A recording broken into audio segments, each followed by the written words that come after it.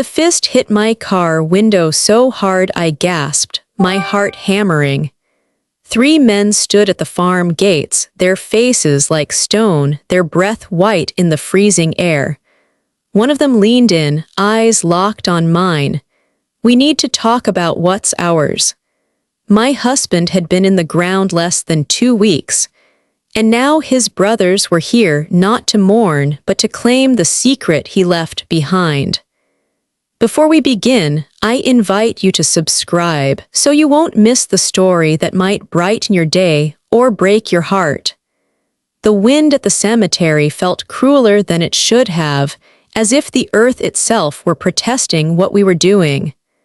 I stood with my hands clasped in black gloves, staring at the casket as it disappeared into the ground, feeling like half of me was being buried with it. My husband, my anchor for 40 years, was gone. Around me, the black coats of neighbors, church friends, and extended family swayed like reeds in the wind. They offered me nods, brief touches on the arm, murmured he's in a better place, as if that would keep the cold from crawling under my coat. His brothers stood apart, lined up neatly like bankers about to close a deal, their faces too carefully arranged to pass for grief. When the final prayer ended and people began to drift toward their cars, Mr.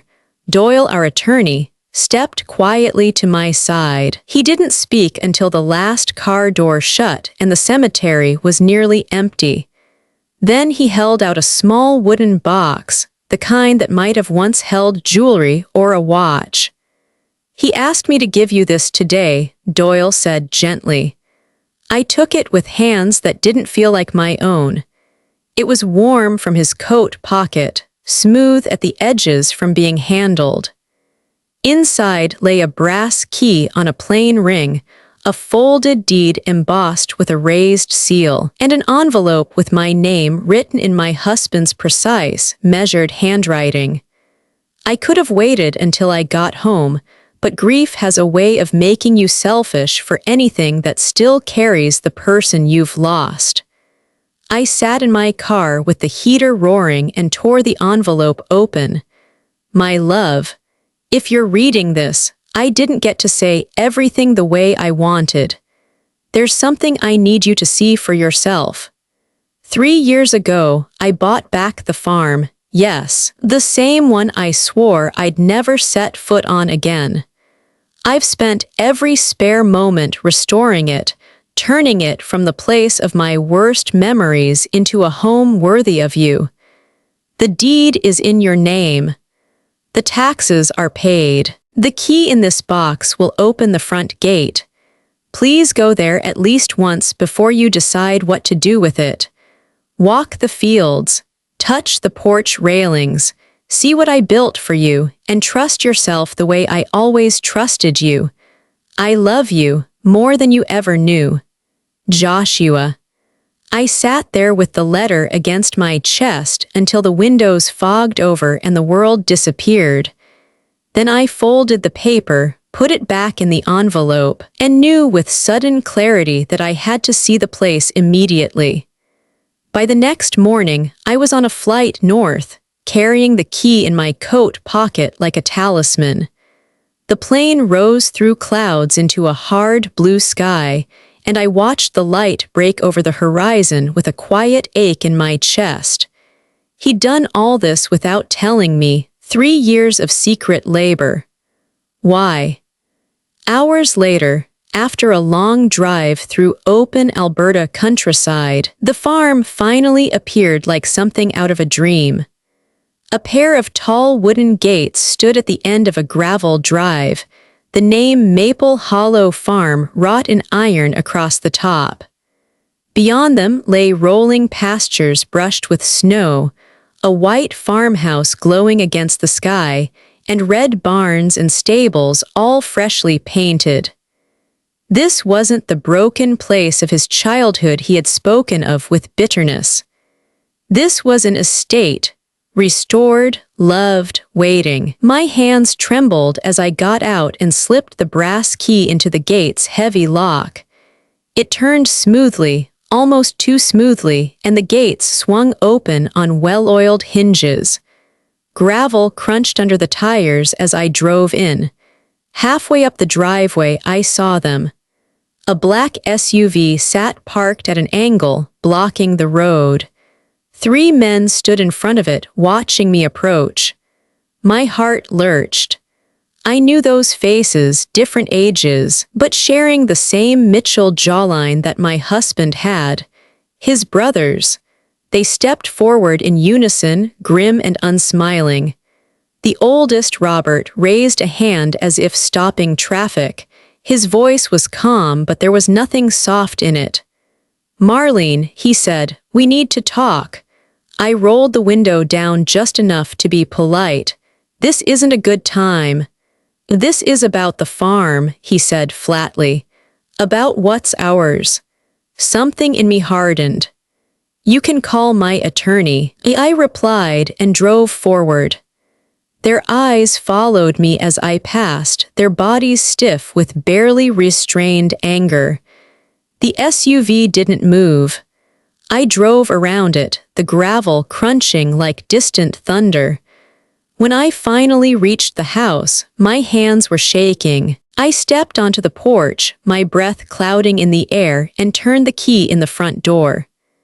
The house opened around me in silence.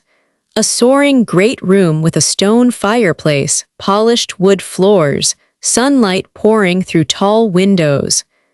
On a writing desk near the window sat a silver laptop with a single red rose resting across its lid. I set down my purse, sat at the desk, and entered the password he had given me. The date of our first kiss plus my maiden name. The screen flickered to life. And there he was, Joshua, alive and smiling at me from another time, his hair a little longer, his face healthier than it had been at the end. My breath caught in my throat. "Hi, Mare," he said, using the nickname only he ever used. "If you're watching this, you made it. Good. I knew you would. There's so much to say, and I didn't want anyone else saying it for me." He told me about the renovations, the choices he made with me in mind, the rooms designed for the life he believed I still had ahead of me. Then his voice grew serious. "My brothers will come," he warned. "They always do when there's something to claim. Don't be afraid, don't be rushed, be thorough. You have everything you need to protect what's yours." As if on cue, headlights swept across the windows.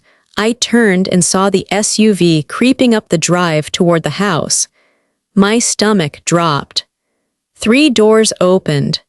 3 sets of boots hit the gravel. A fist struck the driver's side window of my car parked beneath the porch light, hard enough to rattle the glass.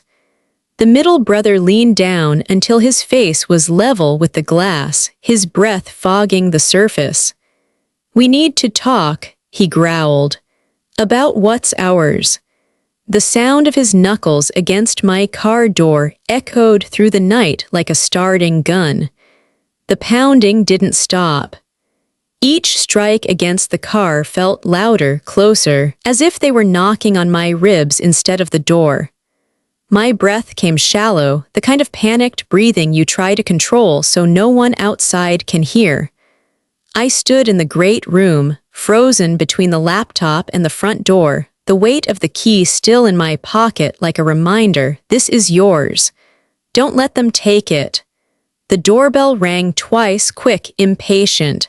Then a voice called through the wood. "Marlene, it's Robert. Open the door so we can discuss this like family." A family. The word stung. Where had this family been when Joshua lay dying? Where were they during the heart attacks, the doctor's appointments, the nights I sat in hospital waiting rooms praying for more time? I didn't answer. I crossed to the window and pulled the curtain back just enough to see them on the porch, Robert standing closest to the door, papers in one hand like a weapon, Alan and David flanking him with identical scowls. Robert's jaw was set, his breath fogging in the porch light. When I didn't move to open the door, he stepped back and conferred with his brothers in low, urgent voices. Then he pounded again, harder this time. "We have a legal right to inspect the property," he called. "You can make this easy or hard." I could feel my pulse thudding in my neck. Legal right, was that true or just another bluff? I thought of Joshua's warning in the video, "Don't be rushed, be thorough." I grabbed my phone and called Doyle. "They're here," I whispered. "At the house. They say they have a legal right to inspect." "Stay calm," Doyle's voice was steady. "Don't open the door. I'll alert the local constable and be on the next flight. Do not sign or accept anything until I'm there." Relief flickered through me. Someone was in my corner. Outside, Robert knocked again, this time with the flat of his hand, each slap sharp enough to make the door shudder. "Marlene," he said, voice clipped, "if you don't open up, we'll call the police." That was the moment something inside me shifted. Fear gave way to something harder, colder. Let them call the police, I thought. Let them show the world how desperate they are. I walked back to the desk, sat down, and unpaused the video. Joshua's face reappeared, calm, steady, as if he could feel my panic from across time. "You're probably scared right now," he said. "I know my brothers. They'll try to intimidate you. But here's what they don't know. This deed is ironclad. The property is yours. Every paper is notarized, every tax paid. You have the law on your side." I exhaled, my shoulders finally dropping a fraction.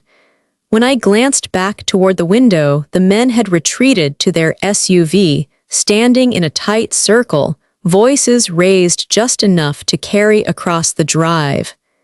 Their body language was sharp, impatient. Then headlights appeared at the end of the road, another vehicle approaching. My stomach twisted until I saw the markings. RCMP, the Royal Canadian Mounted Police. The SUV's taillights glowed as one of the brothers slammed a door shut. They weren't leaving, they were waiting.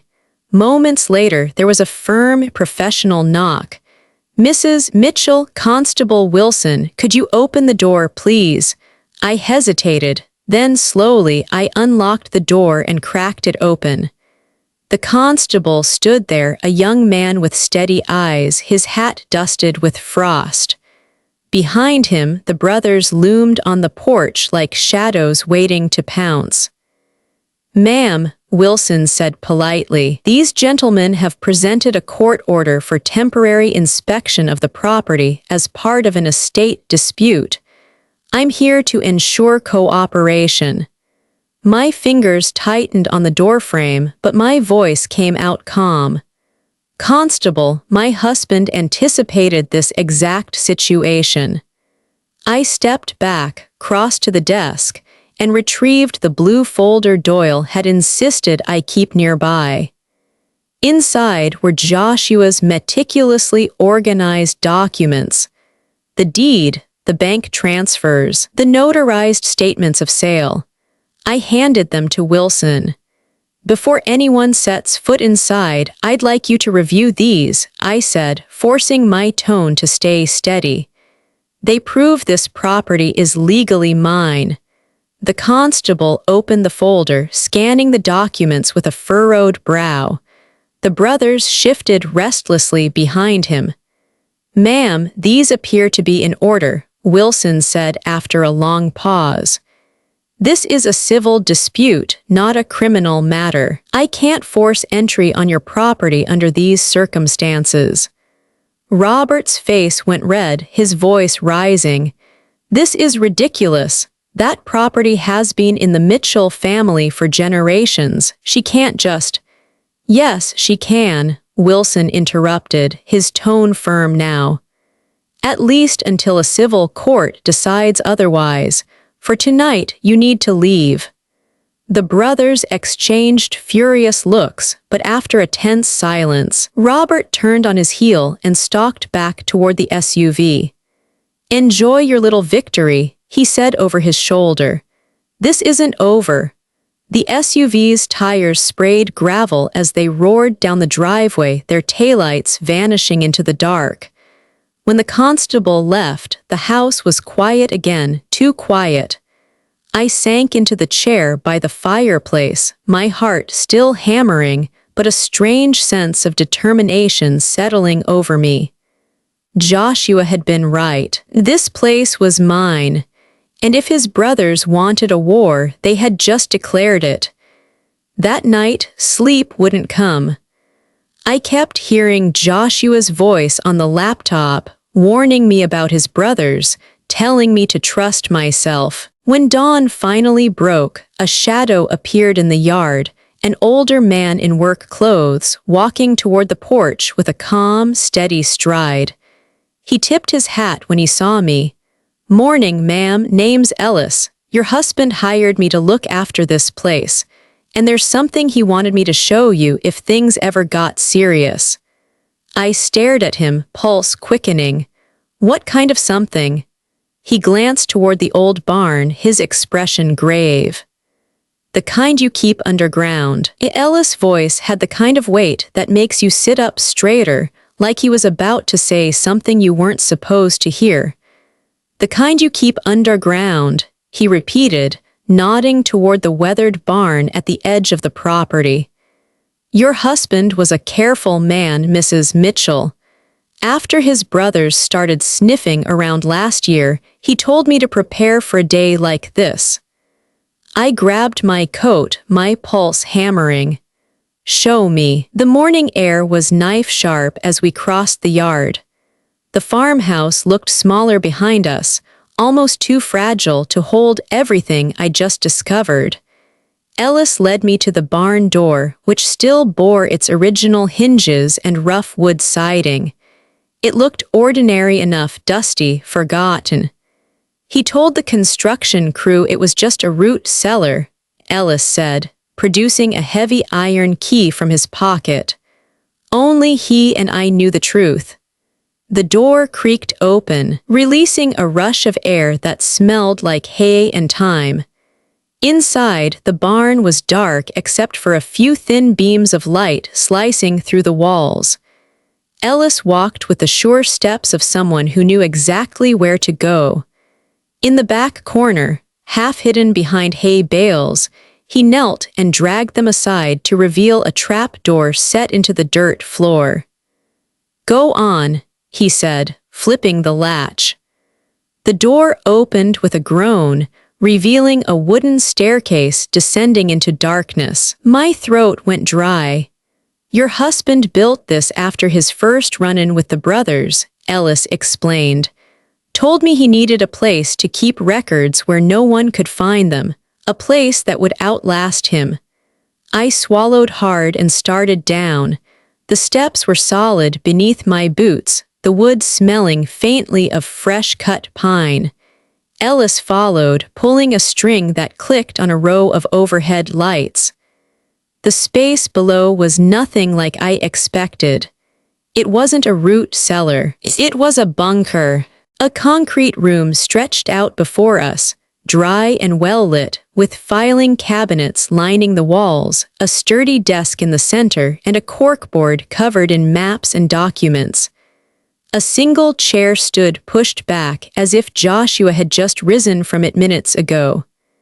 I turned in a slow circle, awe and dread battling inside me. "What is all this?" Ellis smiled faintly, almost proudly. "Your husband called it his insurance policy. I call it his war room. Everything you'll need to fight them is here." I approached the corkboard.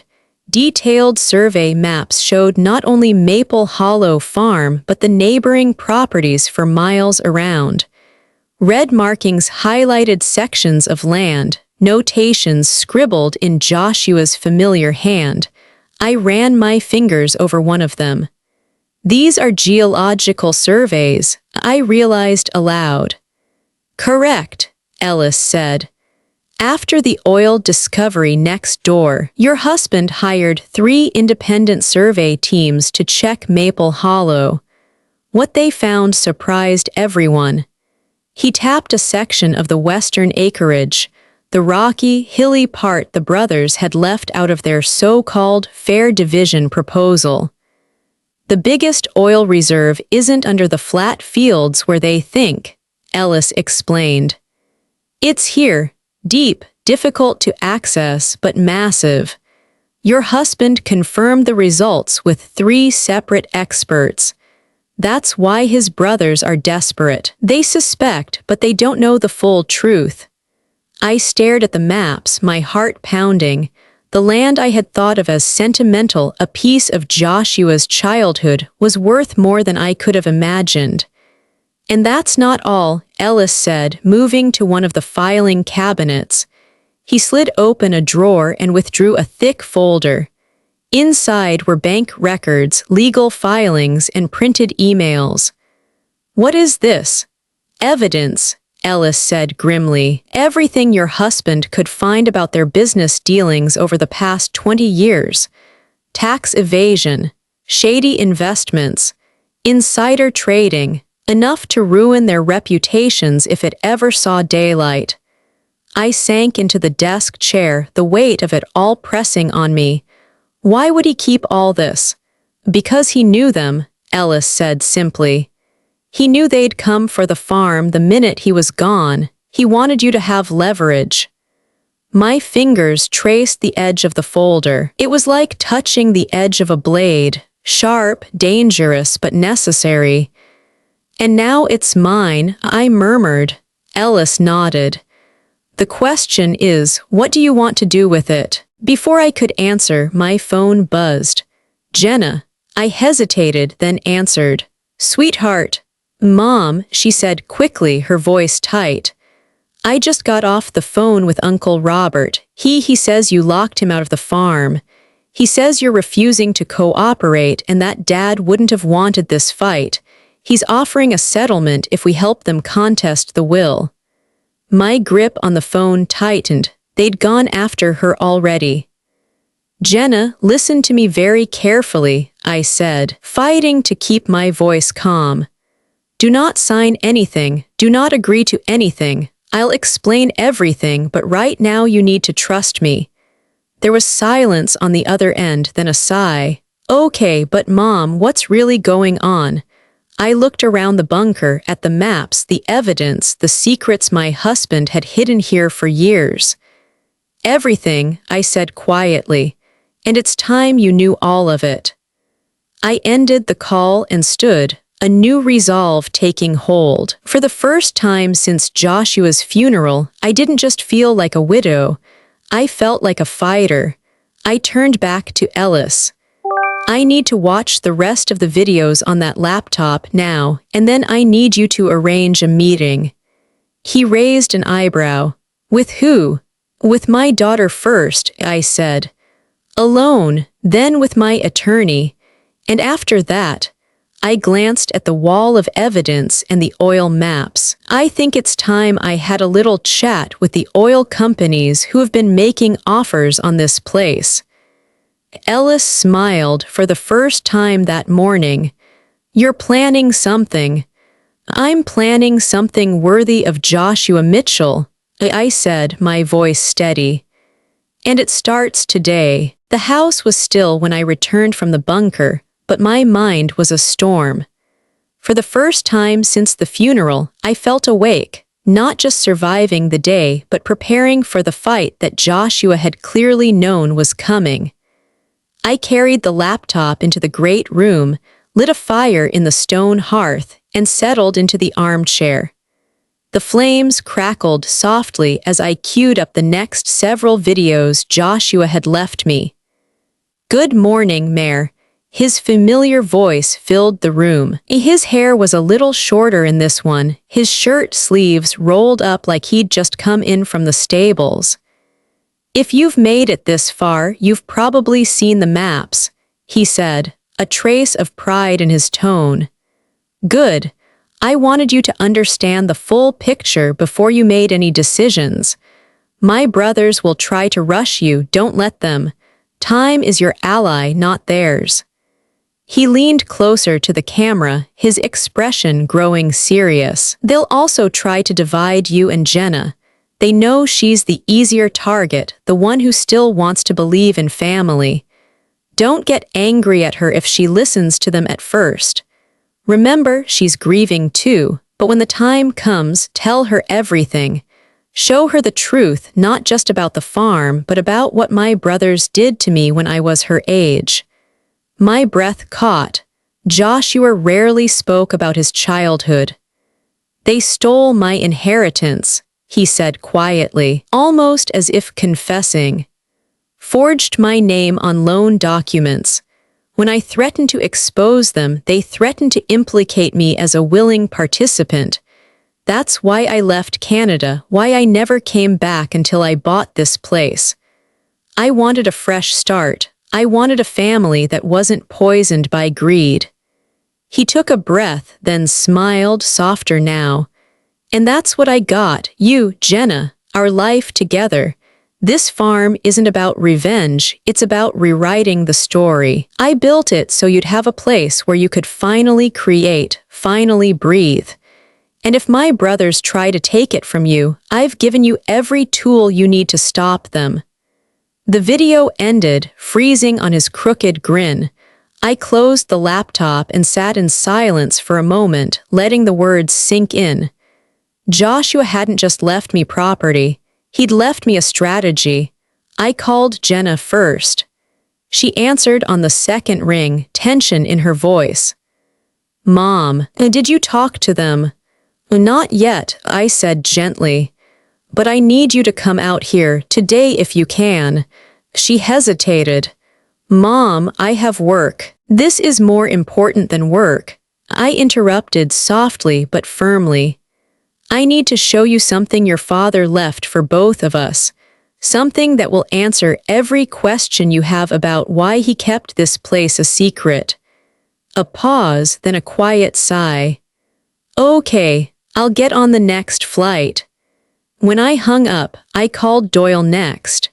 He promised to be here by evening with additional copies of the legal documents, just in case the brothers tried something again. Ellis found me at the kitchen table, going through the blue folder one more time.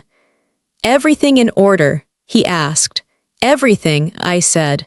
"But it's time to go further than just defending this place. It's time to make them regret starting this fight." He smiled faintly, clearly approving.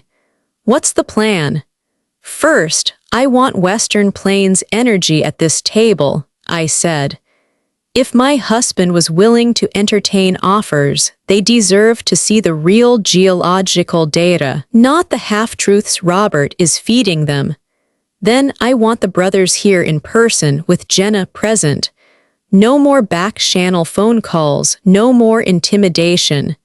"You're calling them to the house?" Ellis asked, eyebrows raised.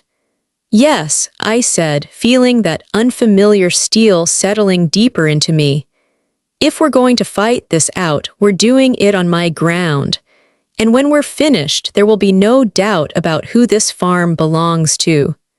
That night, Jenna arrived. The moment she stepped out of the car, I saw how pale she looked, how her jaw was set in that stubborn way she inherited from her father. "Mom," she said, barely getting the word out before I hugged her. Inside, by the fire, I handed her the laptop. "Watch this," I said, queuing up the video Joshua had recorded specifically for her. When his face appeared on the screen, Jenna's breath caught. Her eyes never left the screen as her father spoke, explaining his illness, his choice to keep it quiet, his reasons for buying back the farm. By the time the video ended, tears streaked her cheeks. "They lied to me," she whispered. "They made it sound like Dad was confused, like you were taking advantage of him. They've always underestimated him," I said softly. "And they're underestimating you too." Her expression hardened, grief giving way to anger. "So what do we do?" I smiled grimly. "We do what your father did best. We get 3 steps ahead." The next morning, Ellis stood in the doorway, hat in hand. The brothers called. They want another meeting. This time they are bringing someone from Northern Extraction. Good, I said, standing from the table. Tell them we'll be ready. As the black SUV crunched up the driveway later that morning, Jenna stood beside me in the great room, her arms crossed, her father's watch glinting on her wrist. You ready for this? I asked. She nodded, her eyes steely. Let's end this. Outside, 3 Mitchell brothers climbed out, followed by a tall, silver-haired man in a tailored suit. They weren't coming to talk. They were coming to win. And so was I. The Mitchell brothers didn't knock this time. They strode up the porch steps like men who believed they owned the place, their breath visible in the cold morning air. The tall man in the tailored suit followed, glancing around the property with a corporate appraiser's eye. Ellis met them at the door, his expression polite but firm. Mrs. Mitchell is expecting you, follow me. I stood at the head of the dining room table when they entered. I had set the room deliberately, polished wood gleaming, documents stacked neatly in front of each chair, coffee and water waiting. This was not a grieving widow's parlor. This was a boardroom. Robert's eyes narrowed slightly, but he recovered quickly, forcing a thin smile. Marlene, he said, voice oily with faux warmth. Thank you for agreeing to meet again. This is Mr. Harrison Wells, CEO of Northern Extraction. We thought it might be useful to discuss the property's potential with someone who understands the industry. I gestured toward the table with a faint smile. By all means, have a seat. We have much to discuss. They settled in, their body language radiating confidence. Alan unzipped his leather portfolio, the sound sharp in the quiet room. Jenna sat beside me, arms folded, her expression a mirror of Joshua's when he'd had enough nonsense at family gatherings. Robert started first. Our position remains the same. We want an equitable resolution, 1/3 to you, 1/3 to Jenna, and 1/3 to the Mitchell family. Everyone wins. I let him finish, then leaned forward slightly. Interesting that you define equitable as cutting me out of 2/3 of property my husband legally purchased and restored with his own money. Alan jumped in smoothly.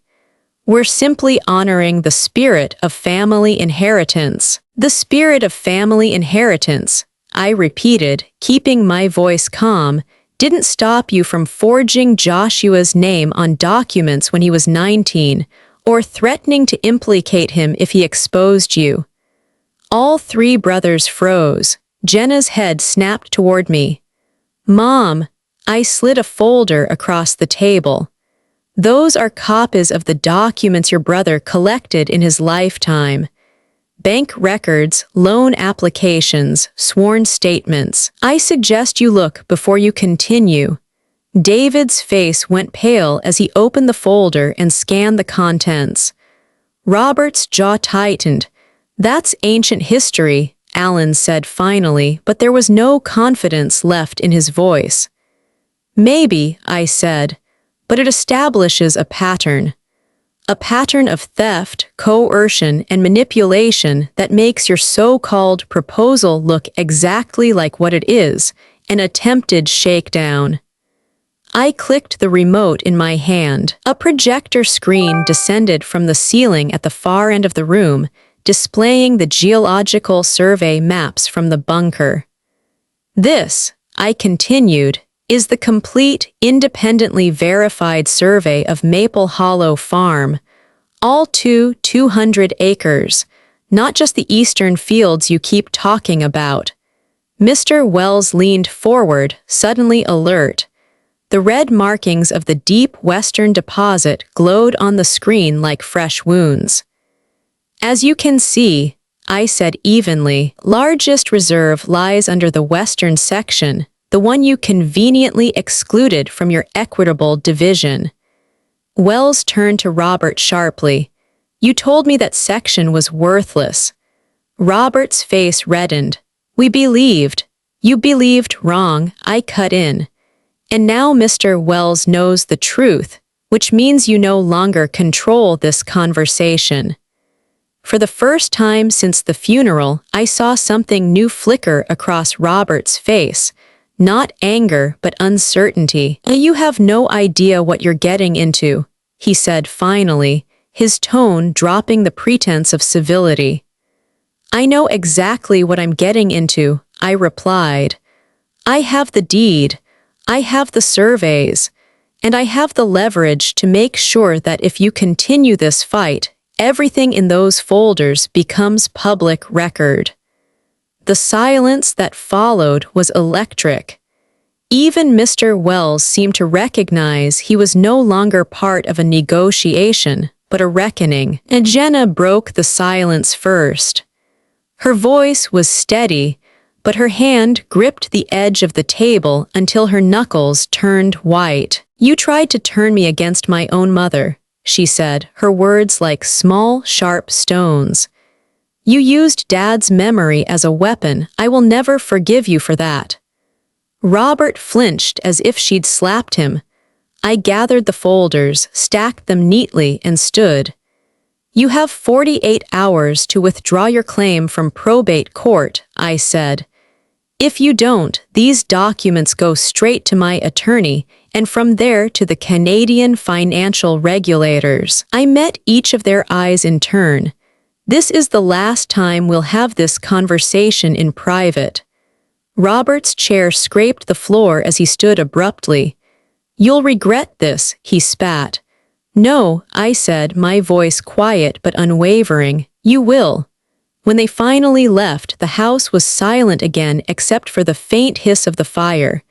Jenna sat back down slowly, her shoulders trembling. You were incredible, she said softly. I sank into the chair beside her, suddenly exhausted. Your father did most of the work. I just had to finish the play he started. Ellis stepped in from the hallway, his face unreadable. That went about as well as it could have, he said. But they won't give up, you know. I nodded, staring into the fire. I'm counting on it, because next time I'll be ready for them before they even get here. 2 days later, as snow fell softly over the farm, a courier arrived with a thick envelope. Inside, legal papers from the Mitchell brothers' attorney. I unfolded the letter, my stomach tightening. They're not backing down, I told Jenna, passing her the document. Her eyes scanned the page, then lifted to mine. Then we fight harder. And for the first time since Joshua's death, I smiled not out of relief, but out of resolve.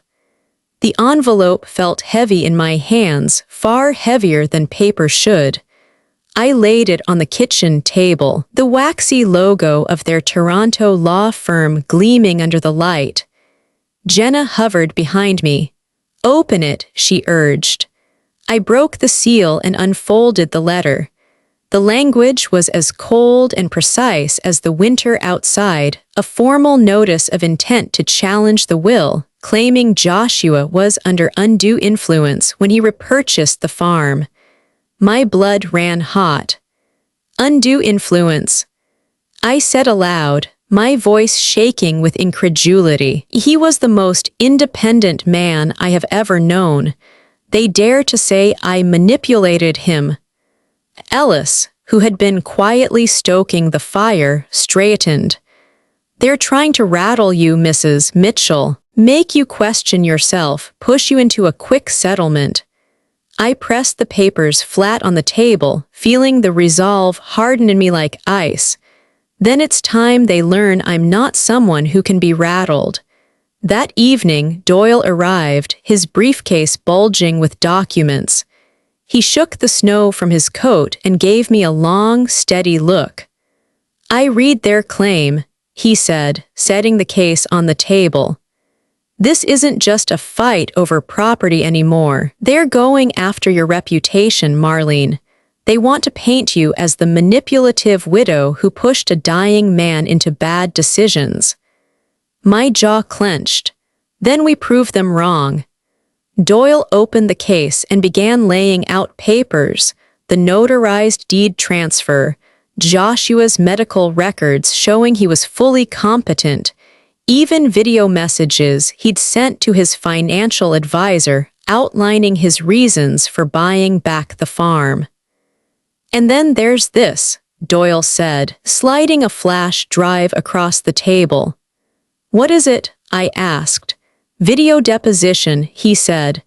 "Your husband recorded it 6 months ago, fully witnessed and notarized. He explains everything, his diagnosis, his decisions, why he wanted you to have the farm. It's as ironclad as testimony can get." I stared at the small drive, feeling tears prick my eyes. Joshua had thought of everything. "Play it," Jenna whispered. We gathered in the great room, the fire throwing shadows across the walls. Doyle plugged the drive into the laptop and queued up the file. Joshua appeared on the screen, seated in his library, looking strong despite the shadow of illness beneath his eyes. "If you're seeing this," he began, "my brothers have done what I feared they would, tried to take from my wife what I legally bought and restored. Let me be clear. The decision to purchase Maple Hollow Farm was mine and mine alone. Marlene never once pressured me. If anything, I kept her in the dark to spare her the family drama I knew would follow." He leaned forward, his expression sharpening. "My brothers have spent their lives taking from me, from others, from anyone who trusted them. I am done allowing them to dictate my life or my legacy. This farm belongs to Marlene. If they want to fight her for it, they're fighting me." The video ended, leaving the room in charged silence. Jenna wiped her eyes. "That has to count for something in court," she said. "It counts for everything," Doyle replied. "We're going to file this as part of the response, and we're going to counterclaim harassment, frivolous litigation, and damages if they continue this nonsense." I looked at him, surprised. "You think we can win that?" "I think we can do more than win," Doyle said. "I think we can make sure they think twice before they ever try this again." The next morning, the farm buzzed with quiet purpose. Doyle set up a temporary legal war room in the library. Ellis doubled the security patrols, and Jenna, now firmly on my side, went through every one of Joshua's daily videos with me, looking for anything that could strengthen our case. One morning video stopped me cold. Joshua was seated at his desk, the weight of the coming fight clear in his face. "If they push you to court, Mayor," he said, "don't be afraid to show them your strength.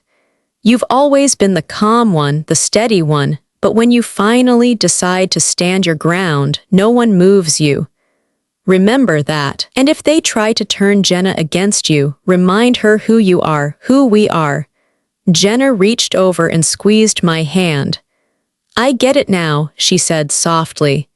"He wasn't just leaving us this place, he was leaving us a plan." By the end of the week, the first hearing date was set. Snow fell heavy the morning we drove into town, the courthouse steps slick under our boots. Inside, the brothers were already waiting, flanked by a team of lawyers in expensive suits. Robert gave me a thin smile, but there was no warmth in it. "You could have saved yourself a lot of trouble by taking our offer," he said. I met his gaze steadily. "And you could have saved yourself embarrassment by not underestimating me."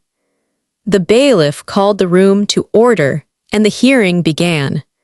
For 2 hours, their attorney tried to argue that Joshua had been mentally compromised, that his sudden purchase of the farm and the extensive renovations were irrational. Then Doyle played the video deposition. The courtroom was silent as Joshua's face filled the screen, his voice calm, resolute, undeniable. When it ended, even the judge looked moved. "This testimony is clear," the judge said finally. "The decedent was competent, his intentions explicit. Unless you have new evidence, this court sees no grounds to halt the transfer of property." Alan's jaw worked as if he wanted to object, but Robert put a hand on his arm. The brothers' case was crumbling, and they knew it. That night, back at the farm, Ellis poured me a small glass of brandy. "You broke their first attack," he said, "but I don't think they are finished." "I know," I replied, staring out at the snow-covered pastures. "Men like that don't quit, they escalate." As if on cue, my phone buzzed. A message from an unknown number. "We need to talk, privately, David." I stared at the screen, my stomach knotting. "What is it?" Jenna asked. "Your youngest uncle," I said slowly. "He wants a private meeting." Ellis frowned. "Could be a trap. Or an opportunity," I said, pocketing the phone. Either way, I knew one thing. The war for Maple Hollow wasn't over. It was just getting personal. I didn't sleep that night. David's message kept flashing in my mind, his choice of words privately making my stomach twist. By dawn, I had made my decision. "I'm going to meet him," I told Ellis over coffee the next morning. He frowned. "Not without backup." "I'll take the recorder," I said, reaching for the small brooch Joshua had left me. "And I'll meet him somewhere public. If he's trying to lure me into anything, I want witnesses nearby." Jenna looked up from her phone, worry etched on her face. "Are you sure this is smart?" "No," I admitted, "but I need to know what he wants. If there's a way to end this without tearing what's left of this family completely apart, I have to try." We met in a small cafe 20 miles from the farm, far enough that no one local would recognize either of us. David was already there, seated in a corner booth, looking nothing like the smug man who had stood behind his brothers in court. He looked tired, worn down, even, and when he saw me, relief flickered in his eyes. "Marlene," he said quietly as I slid into the booth. "Why am I here, David?" I asked, my voice even. He hesitated, glancing around before leaning forward. "Because this has gone too far. Robert won't stop until he's bled you dry," but he trailed off, then sighed. "I'm not sure I want to be part of that anymore." I studied him carefully. "Why tell me this now?" "Because there's something you need to know," he said, lowering his voice. "Something even Alan doesn't know. Robert's sick, really sick. He's been hiding it from everyone. Heart failure. Same condition Joshua had. He needs a transplant, and soon. That's why he's pushing so hard. He's desperate. He wants the money from the oil to pay for the surgery and lock down his financial legacy before he dies." I finished softly. David nodded grimly. "If you fight him in court, he'll drag this out until the day he's in the hospital bed. He's willing to destroy you if that's what it takes to win. But if you offer him a settlement, a private one, you might end this war before it burns everyone down." For a long moment, I just stared at him. "You expect me to feel sorry for him?" I asked finally. "No," David said quickly. "I expect you to understand what you're really fighting. This isn't just about land anymore. It's about pride. About a man who's terrified of dying without leaving anything behind but debt and bad memories." Something in his tone caught me off guard, a flicker of sincerity that hadn't been there before. "Why are you telling me this?" I pressed. He gave a humorless smile. "Because I'm tired of being Robert's shadow, because Joshua deserved better than this circus, and because I think you're the only person who might actually do the right thing. I left the cafe with my thoughts churning. Back at the farm, Jenna was waiting anxious. "Well," she demanded. I told her everything. She stared at me stunned. "He's dying." "Yes," her hands clenched into fists, "and he's still trying to steal from us." "It's not that simple," I said gently. "He's desperate. Desperate men make reckless choices. Your father would tell me to think 3 steps ahead before making a move." I went down to the hidden war room that night, spreading Joshua's maps and documents across the desk. I replayed the video deposition, not for legal reassurance this time, but to hear Joshua's voice, his steady conviction. "If they try to take from you, Mayor," he said in the recording, "don't just fight to win. Fight to make them face themselves. Make them see what they've become." His words struck me like a hammer. Maybe the solution wasn't just legal victory. Maybe it was forcing the brothers to confront the truth about the land, about their past, about what they'd done to Joshua. The next morning, I called Doyle. "I want to schedule a meeting," I told him.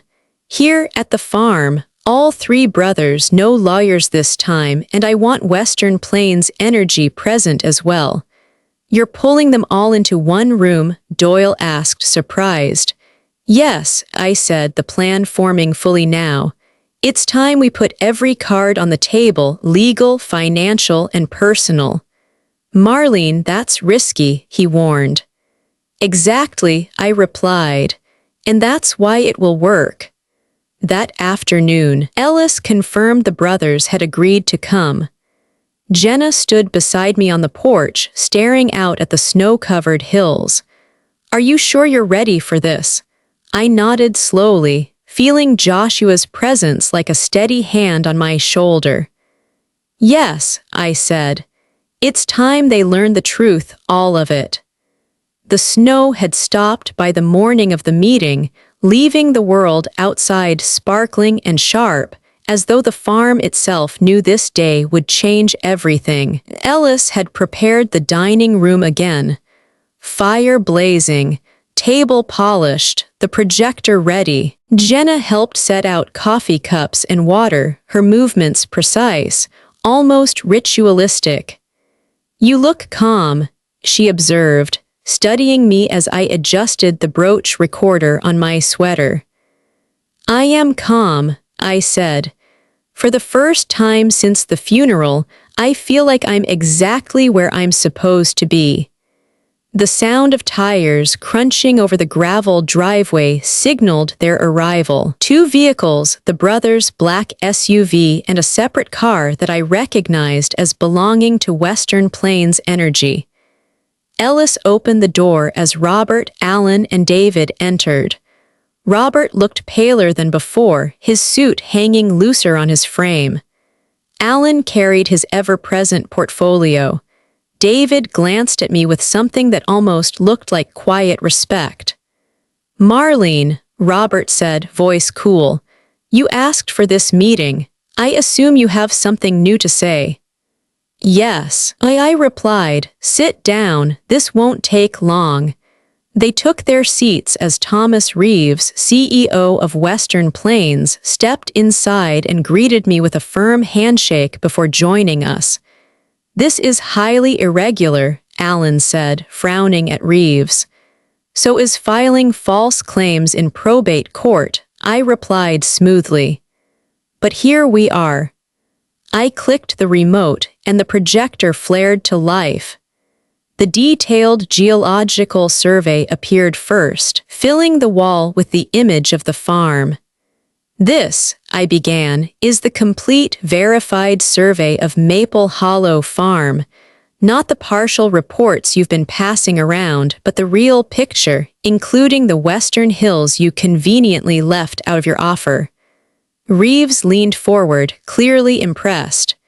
"This is substantial," he murmured. Robert's jaw tightened. "We were told those acres were undevelopable." "You were told what you wanted to hear," I cut him off. Because you weren't looking for truth, you were looking for leverage. Another click, and Joshua's recorded testimony filled the screen, his clear voice explaining his decisions, his reasons for leaving the farm to me, his refusal to let his brothers define his legacy. When the video ended, the room was utterly silent. "You can keep fighting this," I said evenly. "But if you do, these recordings will become part of the public record. And so will these." I slid a thick folder across the table. Inside were copies of the documents from the war room, the evidence of their past financial misdeeds, the forged signatures, the threats made against Joshua when he was 19. Alan's face drained of color as he flipped through the pages. David rubbed a hand over his jaw, grimacing.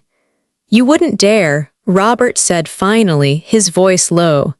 "Wouldn't I?" I leaned forward, my tone calm but cutting. "You've underestimated me since the day we met. You assumed I'd be too grief-stricken to fight, too polite to push back. You were wrong." Then I placed one final envelope on the table, the one Joshua had labeled only if necessary. "This," I said quietly, "was written by Joshua specifically for you, Robert. I debated whether to give it to you, but after everything you've done, you deserve to read it." Robert hesitated, then tore the envelope open.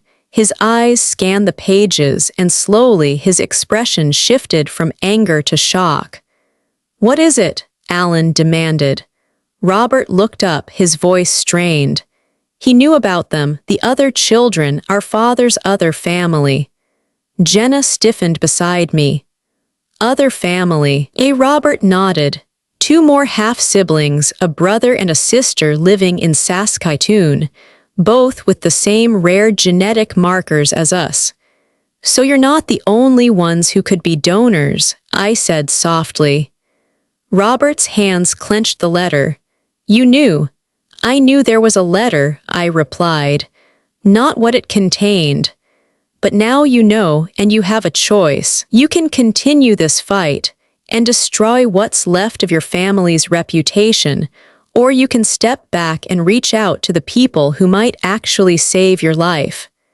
For the first time, Robert looked less like the calculating businessman and more like a man facing his own mortality. The silence in the room stretched long, broken only by the crackle of the fire. "You think you've won," Alan said finally, though his voice lacked conviction. "No," I said. "I think we all have a chance to stop losing, to stop letting the past dictate the future." I turned to Reeves. "Western Plains is prepared to make an offer on the mineral rights. Not a lump sum, a partnership, with strict environmental protections, phased extraction, and restoration trusts built into the contract." Reeves nodded. "We're ready to sign as soon as the title dispute is withdrawn." I looked back at Robert. "The next move is yours." They left without another word. When the door finally shut, I exhaled shakily, feeling the tension drain from my body. "You didn't just confront them," Jenna said softly. "You dismantled them." "No," I said, staring into the fire. "I gave them a chance to choose something better. Whether they take it is up to them."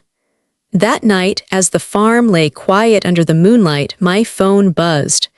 A single text from David. "We need to talk again, tomorrow, without my brothers." I stared at the screen, my pulse quickening. Whatever tomorrow brought, I knew one thing: the battle was no longer just about land. It was about truth and what came after. The next morning, the air was brittle with cold, the sky a pale silver over the snow-covered hills. I waited in the library, fire crackling low, heart steady but alert. Ellis knocked softly. "He's here," he said. David entered alone, his posture hesitant but his expression unusually open. He looked like a man who had been carrying a weight for decades and had finally decided to set it down. "Thank you for coming," I said, gesturing to the chair opposite mine. He sat, glancing at the door as if to ensure we were truly alone. "They don't know I'm here," he said, "and I'd prefer to keep it that way, at least for now." For a moment, the only sound was the soft ticking of the mantel clock. "I read the letter again last night," David said finally, his voice rough. "Joshua's handwriting, his words, I can't get them out of my head. He was right about us, about the kind of men we'd become." I stayed quiet, letting him find his rhythm. "My father," he swallowed hard. "He was a cruel man, not just to Joshua, but to all of us.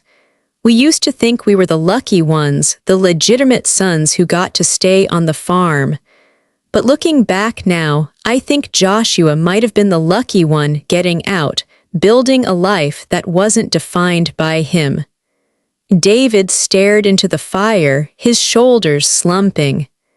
"When we found out about the oil, it was like Robert saw a way to rewrite the past, to prove we hadn't wasted our lives, that we could still win. And Alan and I followed because, well, that's what we've always done, followed."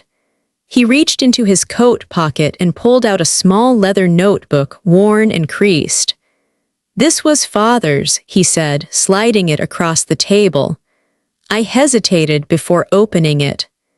Inside were scrawled notes, accounts, deals, names, a ledger of decades of quiet corruption, payments under the table, loans taken out in Joshua's name, evidence that confirmed everything my husband had hinted at in his videos. "Why give this to me?"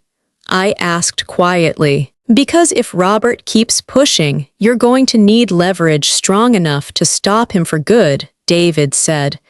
"And this is it. He'd rather go bankrupt than let this see daylight." I closed the notebook, the leather warm under my palm. "You're asking me to destroy him if he won't stop." "I'm asking you to give him one last chance to do the right thing," David corrected. "He might surprise you." Later that afternoon, I stood alone in the art studio, staring at the blank canvas Joshua had left for me. The light from the north-facing windows was perfect, bathing the room in pale winter gold. I could almost hear Joshua's voice. "The real inheritance isn't the farm, Kat. It's the freedom to choose who you want to be." Who did I want to be? The woman who crushed her late husband's brothers completely, or the woman who offered them one final chance at redemption? That night, I drafted a letter, not a legal threat this time, but an invitation.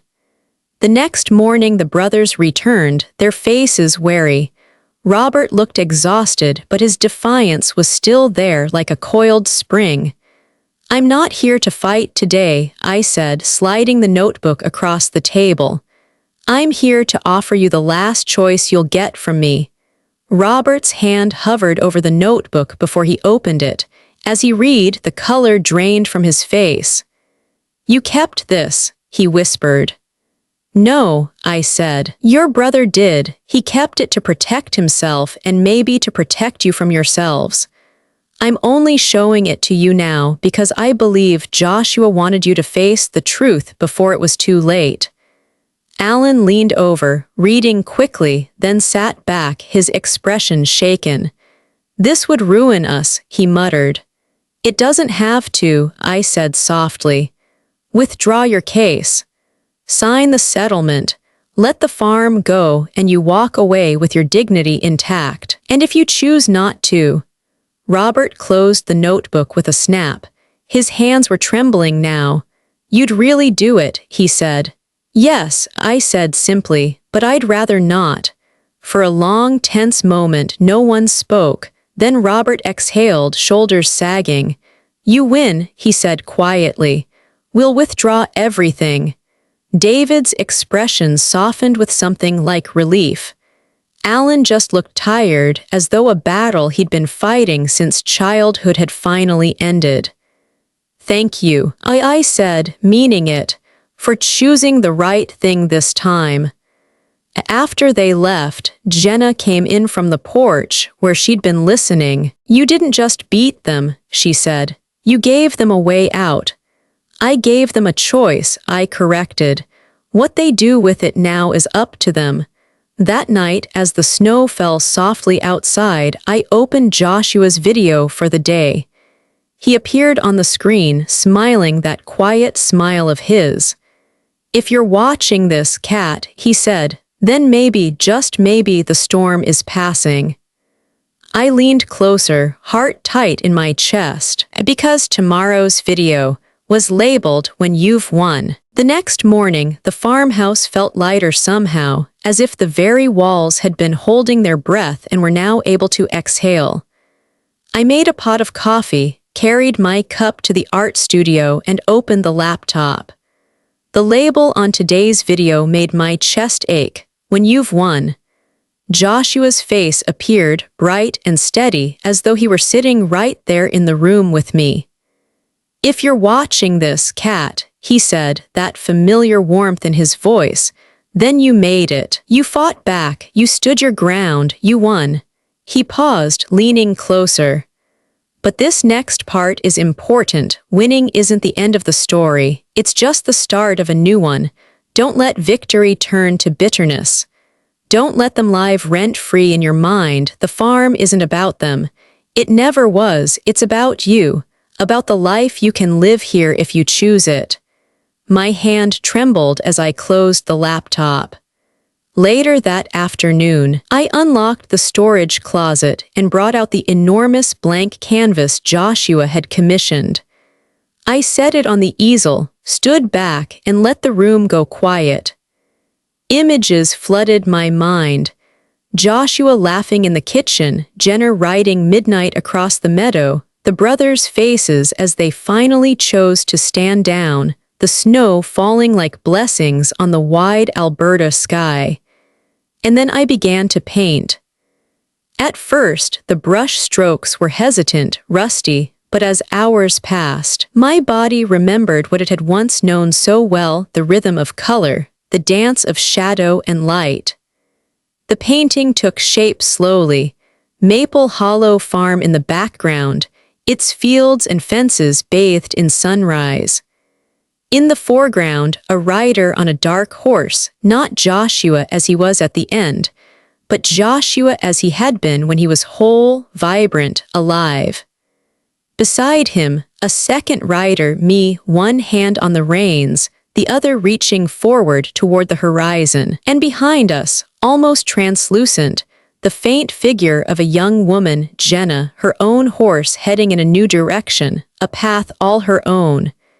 When I finally stepped back, exhausted but exhilarated, I realized I was crying, not the hot tears of grief that had marked so many nights since his death, but tears of release. The painting found its place on the great room wall, the true centerpiece of the house. When Jenna came to see it a few days later, she stood silently for a long time, then whispered, "It's him, it's all of us." "It's the future," I said softly. Spring came early to Maple Hollow Farm. The pastures turned green, the horses restless with energy, the sound of thawing creeks filling the air. Western Plains Energy broke ground on the far side of the property under strict supervision, their work slow, careful, almost reverent. The settlement had provided enough security for Jenna and me to breathe freely, but the real wealth was the sense of control we had reclaimed over the land, over the family legacy, over our own futures. One evening, Jenna and I sat on the porch watching the sun dip behind the hills. "Do you ever think Dad planned all of this?" she asked. I smiled faintly. He didn't plan every step, but he gave us the tools, the knowledge, the chance to finish what he started. Jenna nodded, her expression contemplative.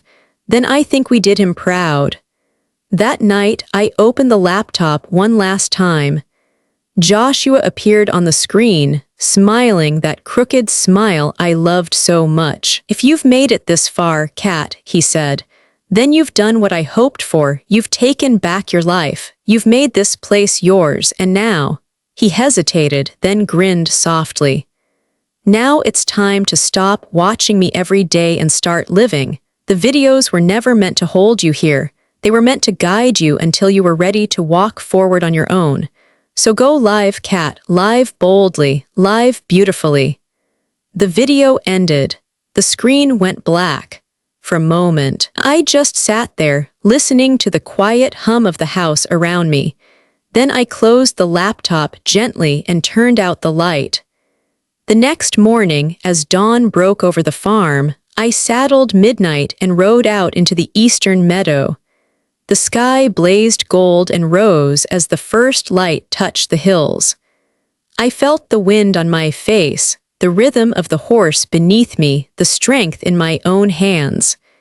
This wasn't Joshua's farm anymore. This was mine, and for the first time since that terrible day at the graveside, I looked toward tomorrow not with fear but with anticipation. The battle for Maple Hollow Farm was never just about land or oil or inheritance. It was about truth, about reclaiming a life from the shadow of grief and betrayal. Joshua had left me more than property. He'd left me possibility. And I had chosen to build something new with it, for myself, for Jenna, and for whatever came next. Because the real legacy was never the farm. It was freedom. When I look back, I see now this was never just about a farm. It was about choice. The choice to protect what matters. The choice to turn pain into something beautiful. The choice to grow stronger instead of bitter. Life will hand you storms. You can let them destroy you or let them shape you. Joshua's true gift wasn't the land. It was the freedom to write my next chapter. So I'll ask you, if you were me, would you have given Robert a chance to make things right, or used every weapon to take him down? Tell me in the comments. I'd love to hear your thoughts. And if this story touched you, subscribe to our channel so you won't miss the next inspiring story. Together, we can build a community where courage, justice, and hope always have a place.